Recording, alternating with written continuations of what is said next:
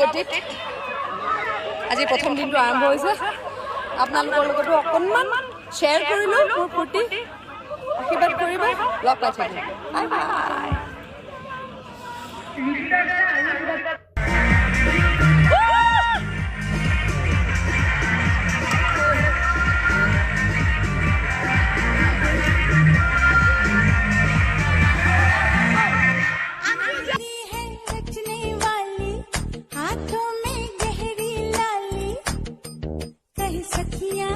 अब कली